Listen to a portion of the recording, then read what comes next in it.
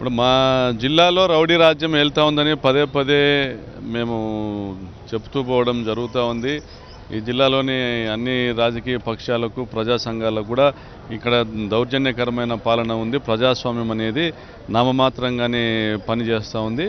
Rowdy రాజ్యం జరుగుతోంది. జిల్లాలోని మంత్రులు ఇద్దరు కూడా అటువంటి కార్యక్రమాలే చేస్తూ ఉన్నారు. ప్రత్యేకించి రాప్తాడు నియోజకవర్గంలో గత 5 సంవత్సరాలుగా అనేక దారుణ మారణకాండాలు సంభవించడం కూడా రాష్ట్రం అందరికీ తెలుసు. దాదాపుగా కొన్ని వందల మంది పైన దాడులు చేయడము, దాదాపుగా 700-800 కేసులు వైఎస్ఆర్ కాంగ్రెస్ పార్టీ కార్యకర్తలపైన పెట్టడము, తప్పుడు కేసులు, దాదాపు 4-5 మంది ప్రముఖమైన నాయకులను హత్య చేయడము, ఇటువంటి సంఘటనలన్నీ జరుగుతూ ఉన్నాయి. అందులో కూడా పర్సనాయపల్లి ప్రసాద్ రెడ్డి రాప్తాడు మండల నాయకుడు, ఆయనను ఎంఆర్ఓ ఆఫీసులో హత్య చేయడం కూడా ఇంకా జిల్లా ప్రజలు మర్చిపోలేదు.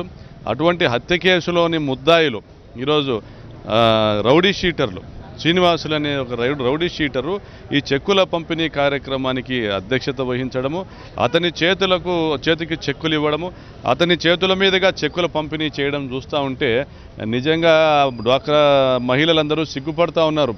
ఇది డ్వాక్రా మహిళలను ఎందుకు తీసుకొని వచ్చారు, దీని ఆంతర్యం ఏముంది, దీని లక్ష్యం ఏముంది, ఎందుకైనా రౌడీల చేతుల్లో మేము చెక్కులు తీసుకోవాల్సిన పరిస్థితి, వాళ్ళని సారాలని పిలవాల్సిన పరిస్థితి, ఆ చెక్కులు తీసుకోవడానికి ముందుకు రాని మహిళలను వాళ్ళు ఫోన్లు చేసి బెదిరించడము కానీ దూషించడము కానీ, మీ భర్తలను అంతమొందిస్తాము, మీరు ఏదో మాకు తెలియదు అనుకుంటా ఉన్నారా, మీరు ఎక్కడికి వెళ్తూ ఉన్నారు, మీరు వైఎస్ఆర్ పార్టీ కార్యక్రమాలకు మీరు వెళ్తూ ఉన్నారు, మేము నీ మొగుడు బతకాలని లేదా, నీకు తాలుబొట్టు ఉండాలని లేదా, ఈ రకంగా వాళ్ళు బెదిరించే కార్యక్రమాలు చేస్తున్నారు. ఇది జిల్లా ప్రజల కర్మ అని మేము భావిస్తూ ఉన్నాం.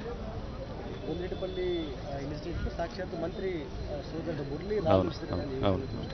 ఇప్పుడు గొందిరెడ్డిపల్లిలో ఉదయం 8 నుంచి మహిళలందరినీ కూడా సమావేశపరిచి మీకు చెక్కులు ఇస్తామని చెప్పడము, సాయంత్రము మధ్యాహ్నం 1 గంటల పంపిణీ కార్యక్రమము మండల ఇన్ఛార్జ్ అంటే అతను వార్డు మెంబర్ కూడా కాలేదు, మంత్రి సునీత తమ్ముడు కావడం వల్ల ఆ మండల ఇన్ఛార్జ్ని అధికారికంగా ఆ మండలానికి అతను అనధికారిక మంత్రి.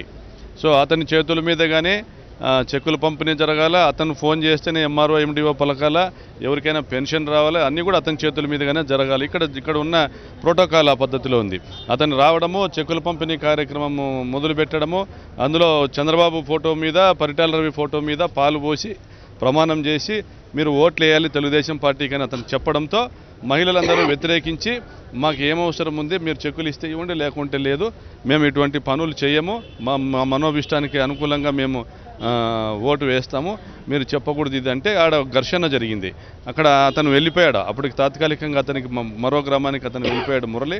ఆ ఘర్షణ జరిగింది. ఆ ఘర్షణలో 2 మహిళలను తెలుగుదేశం పార్టీ నాయకుడు, స్థానిక నాయకుడు శ్రీనివాసులు దాడి చేసి గాయపరిచాడు.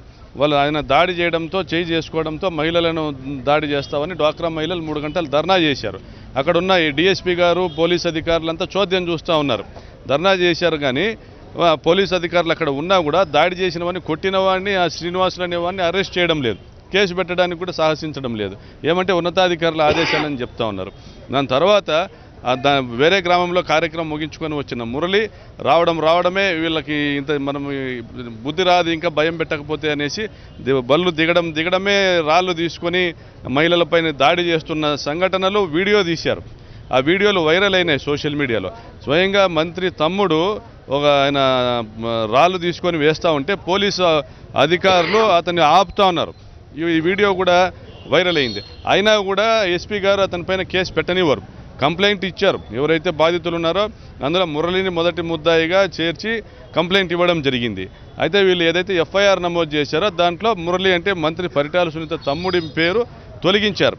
అంటే ఈ విధంగా గతంలో ప్రసాద్ రెడ్డి మర్డర్ కేసులో కానీ, కేశవరెడ్డి మర్డర్ కేసులో కానీ, శివారెడ్డి మర్డర్ కేసులో కానీ పరిటాల శ్రీరామ్ పేరు, పరిటాల మురళి బాలాజీల పేర్లు అంటే మంత్రి తమ్ముళ్ళ పేర్లు కూడా బాధితులు పేర్కొనడం జరిగింది. అయితే పోలీసు అధికారులు ఎక్కడ కూడా ఎఫ్ఐఆర్లలో వాళ్ళ పేర్లు రాకుండా జాగ్రత్తలు పడుతున్నారు. జిల్లా ఎస్పీలు ఈ క్రిమినల్ మంత్రికి సలాములు కొట్టి ఆమె డోర్లు తీస్తూ ఆమె కొడుకుకు సెల్యూట్ కొట్టే స్థాయికి క్రిమినల్ పరిటాల శ్రీరాము అతని పైన అనేక ఆరోపణలు ఉన్నాయి, అనేక కిడ్నాపులు కానీ హత్యలు కానీ అతని పైన ఆరోపణలు ఉన్నాయి. అటువంటి వ్యక్తికి సెల్యూట్లు కొట్టే స్థాయిలో ఉండే ఒక వ్యక్తి మా జిల్లా ఎస్పీ అని చెప్పుకోవడానికి కూడా సిగ్గుపడాల్సిన పరిస్థితి.